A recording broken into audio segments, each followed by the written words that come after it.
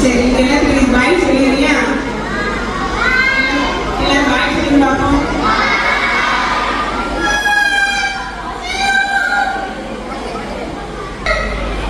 நீ friendship day வந்தீங்கன்னா உனக்கு நாளைக்கு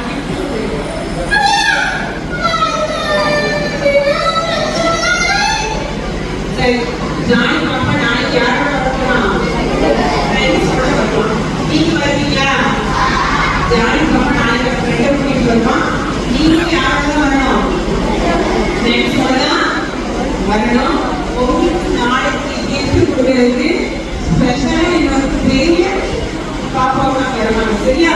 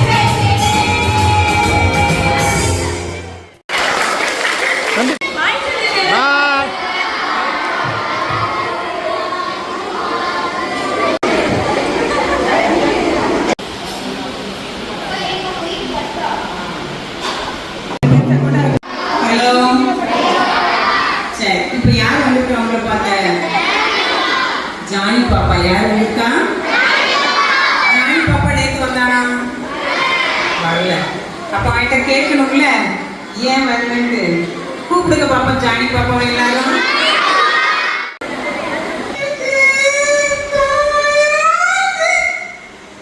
ஏன் உனக்கு கவலை?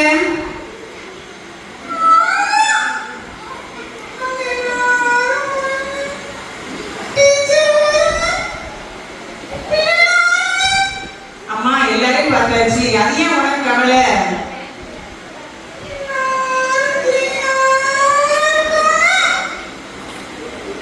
எல்லாரும் எப்படி இருக்காங்க?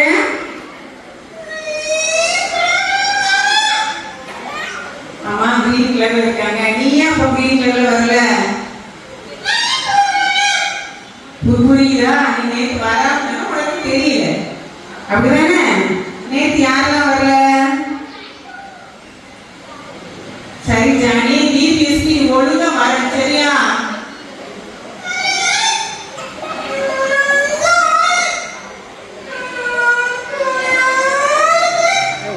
கவலைப்படாத கவலைப்படாத, சரியா? இன்னைக்கு உள்ள தலைப்பு என்ன தெரியுமா?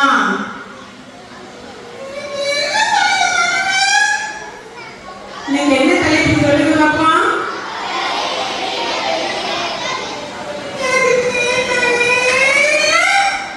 ஜானி பாப்பா கேட்கலையா? சவுண்டா சொல்லுங்க பாப்பா. இன்னைக்கு தலைப்பு கவலையை வென்றிடு. சரி, இன்னைக்கு தலைப்பு கவலையை வென்றிடு. கவலையை சொல்லு பாப்பா. வென்றிடு.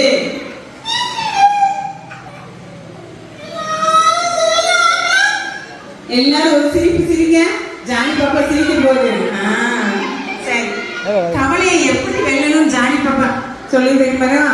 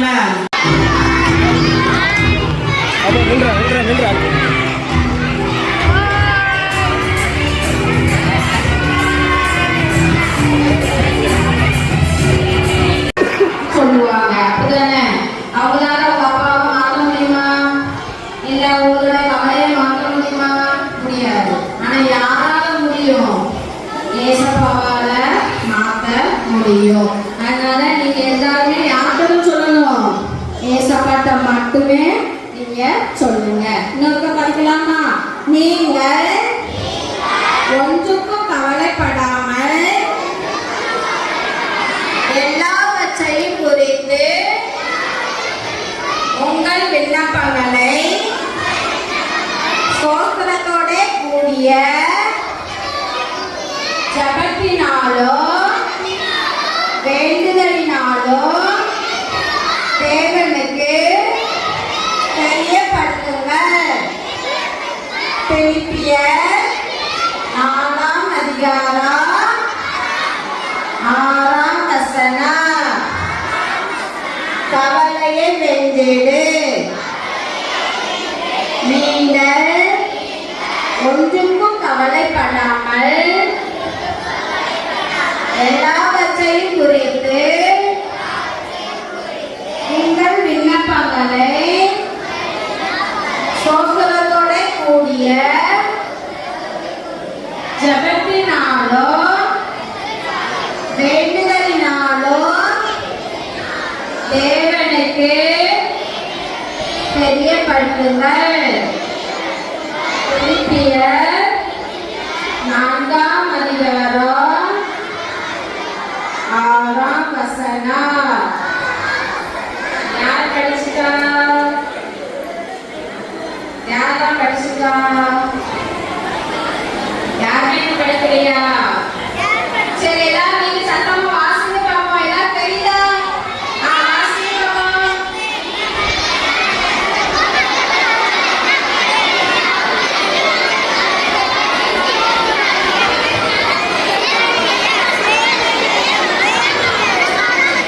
சரி, பாய்ஸ் வாசிங்க.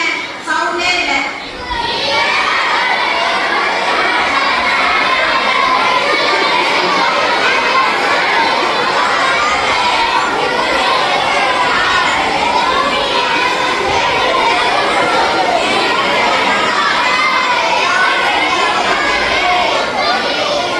சரி, யாராவது படிச்சிட்டீங்களா? வசனம் படிச்சிட்டீங்களா? யார் படிச்சிட்டா? நீ படிச்சிட்டியா? நீங்கள் ஒன்றுக்கும் கவலைப்படாமல் உங்கள் கவலைகளை ஸ்தோத்திரத்துடன் கூடிய ஜெபத்தினாலும் வேண்டுதலினாலும் தேவனுக்கு தெரியப்படுத்துங்கள். பிலிப்பியர் 4:6. இந்த பக்கம் திரும்பி எல்லாரும் நீங்களே ஸ்டார்ட் கொடுங்க. இந்த பாப்பா அவ அழகா ஒப்பிச்சல்ல வசனம் அழகா படிச்சுட்டு வந்துட்டா. இப்போ கேட்டு கொடுத்தல நோஸ்டா நோஸ் தொடணும். கண்ணினா கண்ணு தொடணும். மூக்குனா மூக்கு தொடணும். சரியா? ரெடியா? கண் கால் தொடணும் அவுட். சரியா? மூக்கு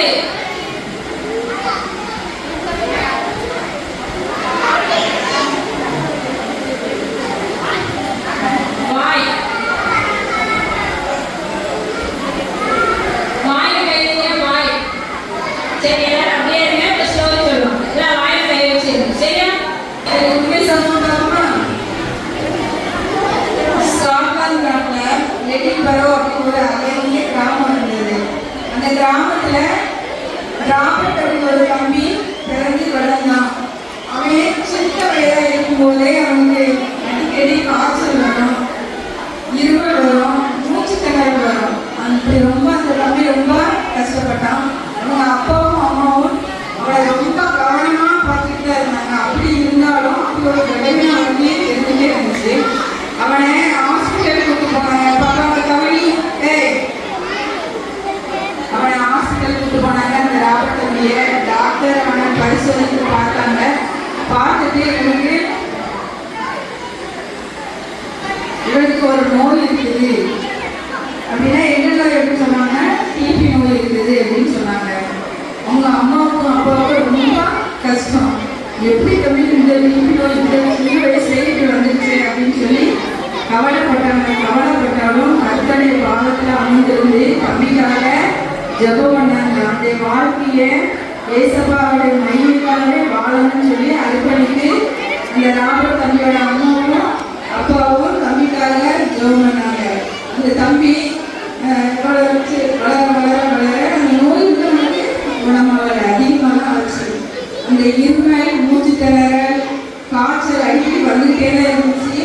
அவனால அந்த மூச்சு திணறலாம் அதிகமாக வந்ததுனால நடக்க முடியாது. நடக்கவே முடியாம போய் தம்பி ஒரு ஓரமா முடியல உட்கார ஆரம்பிச்சான். கட்டில நடக்கவே முடியாது. கொஞ்சம் உட்கார்ந்து இருப்பான். கொஞ்சம் உட்கார்ந்து இருக்கான். ஜன்னல் வழியா பார்க்கும்போது வெளியே எல்லாரும் ஸ்கூலுக்கு போறாங்க. தம்பிக்கு ராபர்ட் தம்பிக்கு ஒரே கவலை, ஏசப்பா என்னால ஸ்கூலுக்கு கூட போக முடியலையே அப்படின்னு ரொம்ப கவலைப்பட்டான். சாயங்காலம் பார்த்தா எல்லாரும் ஸ்கூலுக்கு போயிட்டு வந்து விளையாண்டுட்டு இருக்காங்க. ஏசப்பா என்னால விளையாட கூட போக முடியலையே அப்படின்ட்டு அவனுக்கு ரொம்ப கவலைப்பட்டான் ராபர்ட் தம்பி. உங்க அம்மா என்ன பண்ணாங்க, தம்பிக்காக அவங்க அம்மா அப்புறம் தம்பிக்காக பிரேயர் மட்டும் செய்துட்டே இருந்தாங்க. தம்பி வர வர வர எழுப்பி உட்கார்ந்த தம்பிக்கு எழுப்பியும் உட்கார முடியல. அவன் பேச ஆரம்பிச்சாலே இருமல் வரும், மூச்சல் திணறல் வரும், பேசவே முடியல. அப்படியே தம்பி படுக்கையில படுத்துட்டான். உடனே அவன் அம்மா அப்பா என்ன பண்ணாங்க, தம்பி பக்கத்துல அமர்ந்து அவங்க அம்மா பைபிளோட தாவீது கதை எல்லாரும் பாருங்க. அவங்க அம்மா அந்த ராபர்ட் தம்பிக்கு படுக்கையில இருக்கான் தம்பி முடியாம என்ன சொல்லி கொடுத்தாங்கன்னா, பைபிளோட தாவீது கதை, யோசேப்புடைய கதை, எஸ்தர் கதை எல்லாம் சொல்றாங்க. ஆனா தம்பிக்கு பேசதான் முடியாது. ஆனா ஏசப்பா சிறந்த ஞானம் கொடுத்திருந்தாங்க. அவனுக்கு எல்லாமே புரியும். அப்படியே மைண்ட்ல ஏற்றிட்டே இருந்தான். எல்லாம் பைபிள் ஸ்டோரி எல்லாமே வந்து அவங்க அம்மா சொல்லி கொடுத்தாங்க. ஒரு நாள் அவனை பார்க்கறதுக்கு அவன் ஃப்ரெண்டு ஒரு பையன் வந்தான்.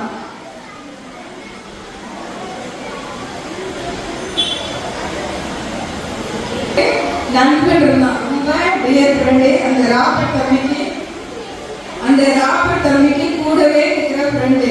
இந்த ராபர்ட் தம்பியால பேச முடியாட்டாலும் அவன் என்ன சொல்ல வரான் அப்படிங்கிறது அந்த ஃப்ரெண்டுக்கு நல்லாவே புரியும். அவன் முகப்பாவனையிலே அவன் என்ன சொல்ல வராங்கிறத இந்த ஃப்ரெண்டு ரொம்ப கவனிச்சுக்கிட்டே இருப்பான். இவனுக்கு ராபர்ட் தம்பிக்கு என்ன ஆசை அப்படின்னா, ஒரு கற்பனையிலேயே ஸ்டோரி எழுதணும், கதை எழுதணும், ஒரு எழுத்தாளராக ஆகணும் அப்படின்னு ரொம்ப ஆசை. அது தம்பிக்கு முடியல, பேச முடியல, எழுத முடியல. எழுதணும்னா ஒரு சிறு சிறு வார்த்தை மட்டும் தான் எழுத முடியும்.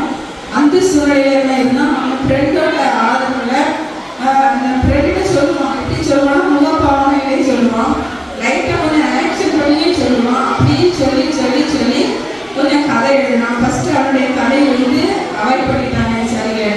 அப்புறம் எல்லாமே அவன் கற்பனையில எழுதுற கதை தான். அடுத்தவங்க அந்த ஃப்ரெண்டுட்டு அடுத்த கதையை எழுத சொல்ல ஆரம்பிச்சான். சொல்லனா உனக்கு பேச முடியாது, ஆக்ஷன்லையும் சின்ன சின்ன எழுத்தாலையும் எழுதி சின்ன சின்ன வார்த்தைகளும் எழுதி காமிச்சு கதை எழுதணும். கதை எழுதி எழுதி எழுதி எழுதி அந்த ராபர்ட் தம்பி ஒரு பெரிய எழுத்தாளராக மாறிட்டான். அவன் எழுதின கதையை எல்லாருக்குமே ரொம்ப பிடிச்சி போச்சு. இது போல நம்ம சோர்ந்து போகாம விடாமுயற்சி எடுத்தா வெற்றி நமக்கும் நிச்சயம் கிடைக்கும். இந்த சூழ்நிலையிலும் சோர்ந்து போகக்கூடாது. ராபர்ட் தம்பி எந்த நகரத்துல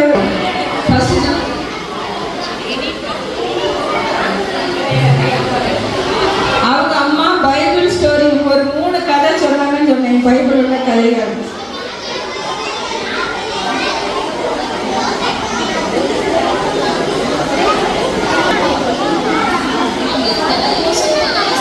வெரி குட். பாப்பா அழகா கவனிச்சிருக்காங்க.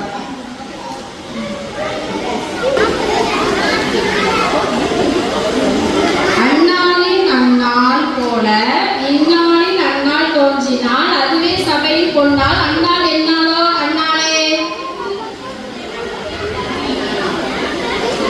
அந்நாளின் அந்நாள் போல இந்நாளின் அந்நாள் தோன்றினால் அந்த சபையில் கொண்டால் அந்நாள் என்னாலோ அந்நாளே. சரி, இன்னைக்கு அந்நாள் கதை பார்க்கலாம். சரியா? பசங்களுக்கு கிஃப்ட் வாங்கிட்டு வந்திருக்கேன், கொடுத்துருவியா? இந்த உனக்கு உன் பிள்ளைங்களுக்கு 5 பிள்ளைங்களுக்கும் கொடுத்துரு. சரியா? இந்த அண்ணாள் உனக்கு. அவனுக்கு எதுக்கு குடிக்கீங்க? அவனுக்கு என்ன பிள்ளையா இருக்கு?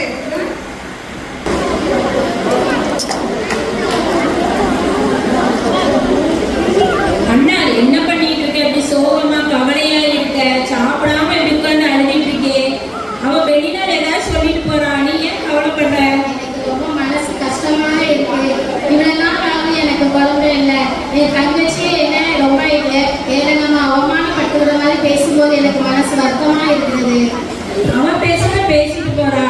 உனக்கு ஒரு பிள்ளை இல்லாட்டி என்ன 10 பிள்ளைங்க இருந்தா உன்னை எப்படி பார்த்துப்பாங்களோ அதே மாதிரி நான் அன்பா உன்னை நல்லா பார்த்துப்பேன். நீ ஏன் கவலைப்படுற? வா நம்ம சர்ச்சுக்கு போகலாம். சரி, நான் இந்த கவலையை நான் யார்கிட்ட சொல்ல முடியும்? நான் தேவனிடத்துல போய் முறையிடுறேன். வேற யார்கிட்ட போய் சொன்னாலும் அவங்க என்ன ஏளனமா தான் நினைப்பாங்க. நான் தேவனிடத்திலே போய் அதை முறையிடுறேன்.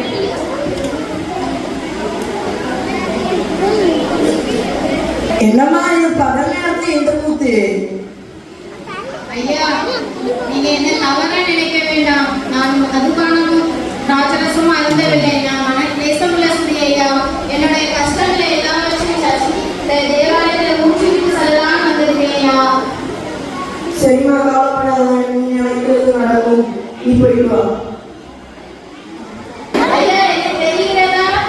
உன்னை எப்படி மறப்பேன் நானு? ஐயா, நான் சென்றவர்கள் வந்தப்போ நான் தேவனிடத்தில் வேண்டினேன். கர்த்தர் எனக்கு அதன்படி ஆண் குழந்தையை தந்தார். அதற்கு நான் சாமுவேல் என்று பெயரிட்டேன். என்னுடைய பொறுமையை நிறைவேற்றும்படி நான் இந்த தேவாலயத்துக்கு வந்திருக்கேன். என் குழந்தையை தேவாலயத்திலே முழு பணிக்காக ஒப்படைக்கிறேன். நீங்க ஏற்றுக்கொள்ளுங்க. சரிம்மா, உன் மகன் பெரிய ஆளாக வருவான். அண்ணாங்க ஒரு ஆண்டி இருந்தாங்க. அவங்களுக்கு 2 வருஷமா குழந்தை இல்லை. அவங்க எல்லாரும் ஏளனமா பேசுனாங்க. ஆனா அவங்க என்ன பண்ணாங்க? வேற யார்கிட்டையும் போகல. அவங்க ஏசப்பாட்ட வந்து என்ன பண்ணாங்க? அழுது ஜெபம் பண்ணாங்க. சரியா? அழுது ஜெபம் பண்ணா அவங்களுக்கு என்ன பண்ணுது? குழந்தை கிடைச்சிச்சு. சரியா? ஆண்டவர் ஜெபத்தை கேட்டாரு. அது மாதிரி அவங்களுக்கு என்ன அடுத்த வருஷமே குழந்தை கிடைச்சது. சரியா?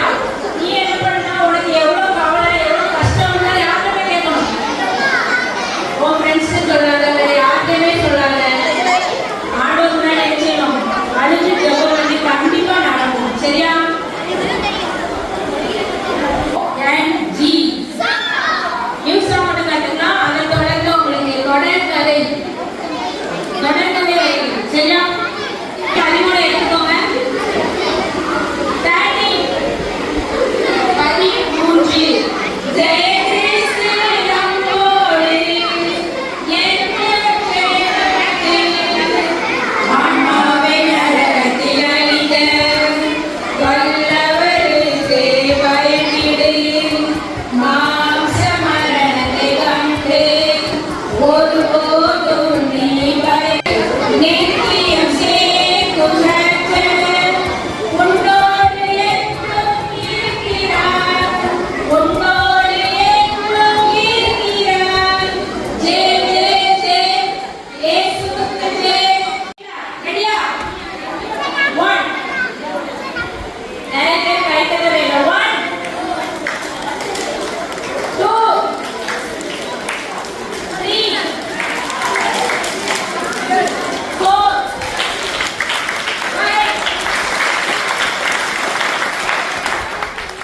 5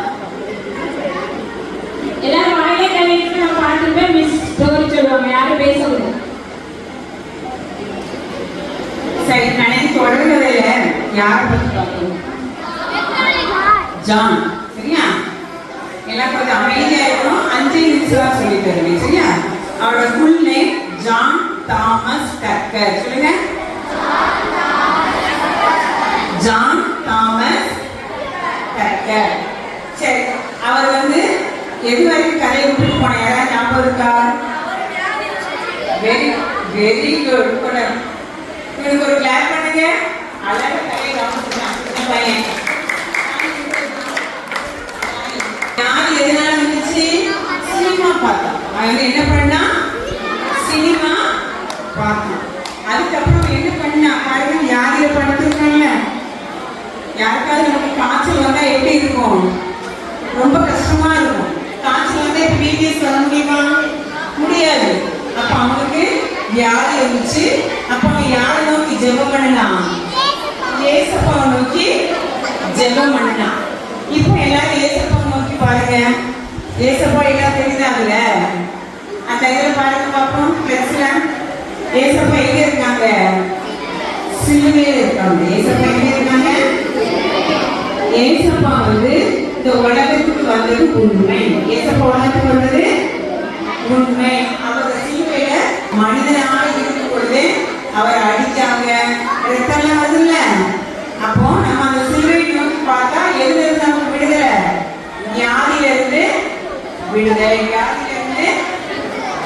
விடுதலை. அப்போ அந்த ஜான் தாமஸ் டக்கர் என்ன பண்ணுவாருன்னா ஏசப்பா நோக்கி ஜெபம் பண்ணுவாரு, நல்ல சுகம் கிடைச்சு. ஏசப்பா நோக்கி ஜெபம் பண்ணுவாரு, நல்ல சுகம் கிடைச்சோம். கிடைச்ச உடனே அவங்க அம்மா அப்பாட்ட போய் சொல்லுவாரு. அவங்க அம்மா அப்பா வந்து டாக்டர் படிக்க வச்சிருப்பாங்க. எதுக்கு படிக்க வச்சிருப்பாங்க? நான் வந்து டாக்டர் ஆக மாட்டேன், ஊழியக்காரனா ஆயிடுவேன். என்ன செய்வாங்க? ஊழியம் பண்ண போறேன், எனக்கு ஏசப்பா தான் பிடிக்கும். இப்ப இந்த வீட்டு ஏசப்பா யாருக்கெல்லாம் பிடிக்கும் சொல்லுங்க. தாமஸ் டக்கர் என்ன சொன்னாரு? நான் ஊழியம் பண்ண போறேன், எனக்கு டாக்டர் படிக்க வேண்டாம், ஊழியக்காரனா ஆகுறேன். ஊழியக்காரனா அவங்க என்ன பண்ணணும்? குருவானவருக்கு படிக்கணும். சரியா? அது படிக்க போறேன் அப்படின்னு சொல்லுவாங்க. உடனே அவங்க அம்மா அப்பாவுக்கு லெட்டர் எழுதி, அம்மா நான் வந்து ஊழியக்காரனா படிக்க போறேன் அப்படின்னு சொல்லுவாங்க. அவங்க அம்மா அப்பா என்ன சொல்லுவாங்க? உடனே சரி சொல்லிடுவாங்க. சொல்லி அவங்க ஒரு குருவானவரா மாறிடுவான். நல்லா கவனி, ஜான் தாமஸ் டக்கர் பேர மாறினாரு. குரு நம்ம ஐயா பார்த்துருக்கீங்களா? அங்கி போடுவாங்கல்ல, அதே மாதிரி அவனும் அங்கி போட்டு ஒரு குருவானவரை என்ன செஞ்சுருவான்? மாறிடுவான். சரி, ஜான் தாமஸ் டக்கரோட ஊர் எந்த ஊர் சொன்னேன்? சொல்லி கொடுமா. இங்கிலாந்து. எங்க இருக்காரு? இங்கிலாந்துல இருக்காரு. ஜான் தாமஸ் டக்கர் எங்க இருக்காரு? இங்கிலாந்துல இருக்காரு. அங்க இருந்து அவர் ஊழியம் பண்றதுக்கு நியூசிலாந்து ஒரு இடத்துக்கு போகணும். அவங்க அம்மா அப்பாட்ட சொல்லுவாரு. இப்போ நம்ம அம்மா அப்பா விடுவாங்க நம்ம வெளிநாட்டுக்கு? விட மாட்டாரு, அப்படிதானே? ஆனாலும் ஜான் தாமஸ் டக்கர் சொல்லுவாரு, எனக்கு அந்த சைடு தான் போய் ஊழியம் பண்ணணும் அப்படின்னு சொல்லுவாரு. அவர் வாலிபனா இருப்பாரு. அதனால அவங்க அம்மா அப்பா அவனுக்கு ஒரு மேரேஜ் பண்ணி வைப்பாங்க, கல்யாணம் பண்ணி வைப்பாங்க. ஜான் தாமஸ் டக்கரோட மனைவி இவங்க தான். யாரு? ஜான் தாமஸ் டக்கரோட மனைவி. அப்போ அவர் வந்து நியூசிலாந்து போகணும் நம்ம அம்மா அப்பாட்ட சொல்லுவாரு. அவர் எப்பவும் இயேசுவோடு இருக்கிறதுனால ஏசப்பா அன்னைக்கு இரவு கனவுல வந்து அவர் சொல்லுவாரு, நீ நியூசிலாந்து போகாத, இந்தியாவுக்கு போவாரு. எங்க போக சொல்லுவாங்க? இந்தியா. இந்தியாவையும் எங்க சொல்லுவாங்க? தமிழ்நாட்டுக்கு போக சொல்லுவாங்க. தமிழ்நாடு யார் இருக்கிற நாடு? நம்ம இருக்கிற நாடு. நம்ம இருக்கிற நாடு தமிழ்நாட்டுக்கு போ அப்படின்னு சொல்லுவாங்க. தமிழ்நாட்டிலையும் எங்க போன்னு சொன்னாங்கன்னா நம்ம தூத்துக்குடி மாவட்டம். எங்க போன்னு சொல்லுவாங்க? தூத்துக்குடி மாவட்டத்துக்கு போன்னு சொல்லிடுவாங்க. அப்போ ஜான் தாமஸ் டக்கர் கப்பல்ல அவர் மனைவியோட எங்க வர்றாரு? தூத்துக்குடிக்கு. சந்தோஷம் தானே நமக்கு, அப்படிதானே? தூத்துக்குடியில அப்போ கிட்டத்தட்ட 200 வருஷங்களுக்கு முன்பா, இப்போ கிடையாது, 200 வருஷத்துக்கு முன்பாக நிறைய பேருக்கு இயேசுவை பற்றியே தெரியாது. ஜான் தாமஸ் டக்கர் வருவாரு. வந்து என்ன செய்வாருன்னா நம்ம தமிழ் மக்களுக்கு ஊழியம் பண்ணணும்னு எங்க வராங்க? நம்ம தூத்துக்குடி மாவட்டத்துக்கு வராங்க. அவருக்கு தமிழ் தெரியுமா? தெரியாது. தமிழ் தெரியாது. ஏன்னா அவர் இங்கிலாந்துல இருக்கிறனால அவருக்கு என்னதான் தெரியும்? இங்கிலீஷ் தான் தெரியும். அப்போ தமிழ் அவர் என்ன செய்வாரு? முதல்ல தமிழ் கற்க ஆரம்பிப்பார். சரி, இப்போ உங்கள்கிட்ட ஒரு கேள்வி கேட்கிறேன். தமிழ் எழுத்துக்கள் எத்தனை? நல்லா கவனி, நீங்க ஸ்கூல்ல படிச்சீங்கல்ல, தமிழ் எழுத்துக்கள் மொத்தம் எத்தனை? 200. தப்பு, தவறு. கரெக்டா சொல்றவங்க கை சொல்லு.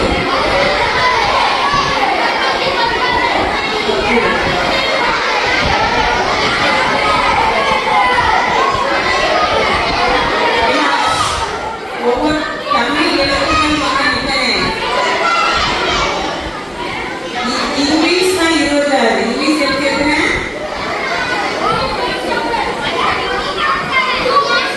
சொல்லி 200. Very good. தமிழ் எழுத்துக்கள் மொத்தம் எத்தனை? 247. எல்லாரும் சொல்லுங்க. தமிழ் எழுத்துக்கள் மொத்தம் எத்தனை? சரி, அப்போ இங்கிலீஷ் எழுத்து எத்தனை? அவனுக்கு ஒரு இங்கிலீஷ் கிளாஸ் கொடுங்க எல்லாரும். தமிழ் தான் கஷ்டம். நீங்க நினைப்பீங்க இங்கிலீஷ் கஷ்டம் இருக்குதானே? இங்கிலீஷ் வெறும் 26 லெட்டர் தான் இருக்கு. தமிழ் எத்தனை லெட்டர் இருக்குது? 57. ஜான் தாமஸ் டக்கருக்கு கஷ்டம்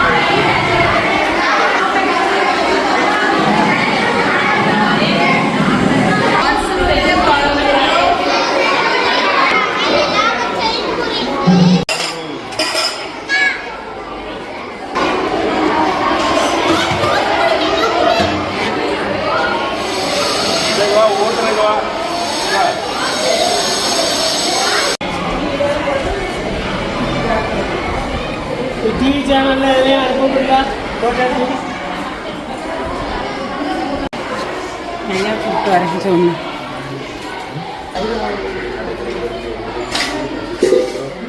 நாளிலும் வருகின்ற பிள்ளைகள் சாப்பிட்டு திருப்தியாக செல்ல வேண்டும் என்று சொல்லி வாஞ்சியோடு கொடுத்திருக்கிற குடும்பத்தாருக்காக நன்றி செலுத்துகிறேன். அந்த குடும்பத்தை ஆசீர்வதியும் அவனை ஆசீர்வதியும் நலப்படும் உங்கள் கடன் கூட இருக்கட்டும்.